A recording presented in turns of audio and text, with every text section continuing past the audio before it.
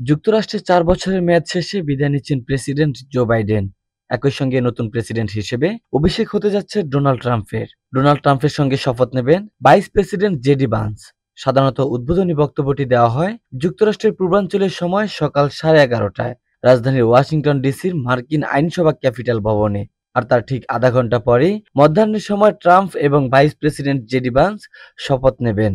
তারপর হোয়াইট হাউসে চলে যাবেন ট্রাম্প, যেটা হতে যাচ্ছে তার আগামী ৪ বছরের কর্মস্থল ও বাসস্থান। ইতোমধ্যে মেলানিয়া এবং পরিবারের সদস্যদের নিয়ে ওয়াশিংটনে পৌঁছেছেন। অন্যদিকে রোববারে বাইডেন হোয়াইট হাউস ছেড়ে গেছেন। তবে বিদায়ী প্রেসিডেন্ট বাইডেন নতুন প্রেসিডেন্ট ট্রাম্পের শপথ গ্রহণের সময় সশরীরে উপস্থিত থাকবেন বলে নিশ্চিত করেছেন। যদিও বাইডেনের অভিষেক অনুষ্ঠানে ডোনাল্ড ট্রাম্প উপস্থিত ছিলেন না।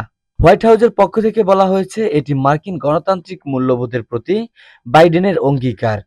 এছাড়াও শপথ অনুষ্ঠানের অতিথির তালিকায় আন্তর্জাতিক সম্প্রদায়ের বিভিন্ন গুরুত্বপূর্ণ ব্যক্তিত্বকে অন্তর্ভুক্ত করা হয়েছে। বাংলাদেশের পক্ষ থেকে এতে অংশগ্রহণ করবেন যুক্তরাষ্ট্রে নিযুক্ত রাষ্ট্রদূত আসাদ আলম সিয়াম। এদিকে প্রেসিডেন্ট হিসেবে ডোনাল্ড ট্রাম্প শপথ নেওয়ার দুদিন আগেই ওয়াশিংটনের রাস্তায় বিক্ষোভ করল হাজারো মানুষ, যাদের বেশিরভাগই নারী।